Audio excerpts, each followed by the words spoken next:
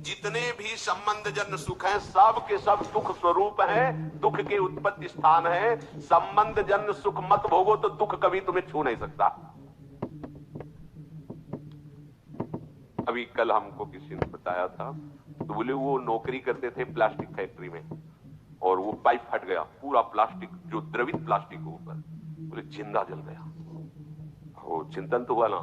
तो अब जैसे अपने लोग दूसरे जीवों को जला के खा रहे ना, ऐसे पैर बांध दिए उनको भूंज रहे, तुम्हारे पैर भी नहीं बांधे जाएंगे, जिंदा भूंज जाओगे। कर्म तुम्हें बख्शेगा नहीं, ध्यान रखना।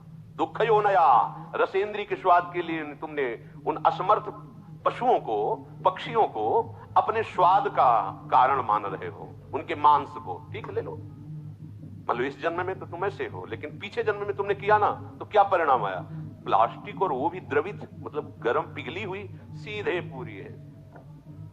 कितना कष्ट हो, थोड़ी देर तदात्म होके देखो कितना एक दिन वो फूल लगा रहे थे ना, ग्लूगन जिसे आप चिपकाते हो, जरा छू गए तो एकदम ऐसे, कह रहे ये क्या है? तो बोले तो वो गर्म प्लास्टिक ही तो है, उसमें हल्की सी गर्म एकदम, जिसमें आप फूल चिपकाते हैं, वो जरा पूरी द्रवित प्लास्टिक ऐसे गिर गई। अब बोलो क्या हुआ? मर तो गए हो, लेकिन कितना कष्ट उनको हुआ होगा। ये कर्म आया। देखो तुम भूंजे ना उसके पैर बांध के या ऐसे बांध के और खाए, अब देखो तुम्हें पैर भी नहीं बांधने पड़े।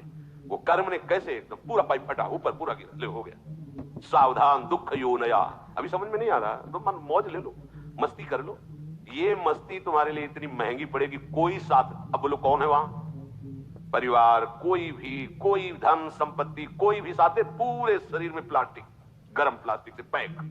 कितना भयानक कष्ट, कितना भयानक कष्ट। ये एक कष्ट, ऐसे अनंत कष्टों को भोगना पड़ता है जीवों को।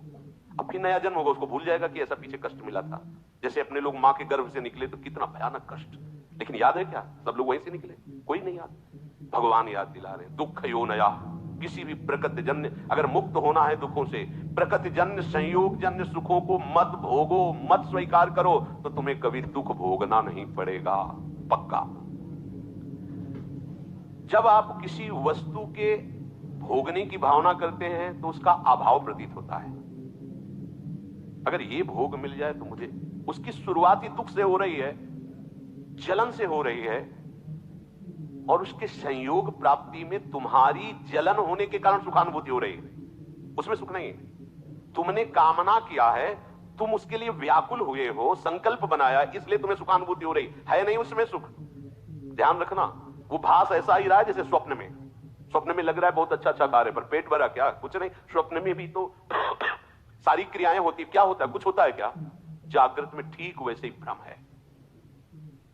अगर तुम्हें उस सुखद वस्तु का भाव न बने कि सुखद है, तो आपको कभी भी दुख नहीं मिल सकता। पर हम पहले किसी भी वस्तु, आज पूरा प्राणी समुदाय चेष्टा केवल सुख के लिए कर रहा है, केवल सुख के लिए, परिणाम सबको दुख मिल रहा है। जो प्रभु की तरफ चले वो धीरे धीरे दुख से निवृत्त होते हुए परम सुख की तरफ जा रहे हैं। भले आज शरीर दंड भोग रहा है पीछे के कर्म का, लेकिन आगे प्रकाश है, क्योंकि भगवत मार्ग में चल रहा है। वस्तु के अभाव का दुख जितनी जोर का होगा, मिलन में तुम्हें उतनी ही सुखानुभूति होगी। ये ब्रह्म ऋषियों का मनन है। वस्तु के भोग का जितना गाढ़ चिंतन होगा, उतने तुम्हें उस भोग में सुख लगेगा, है नहीं? लगेगा।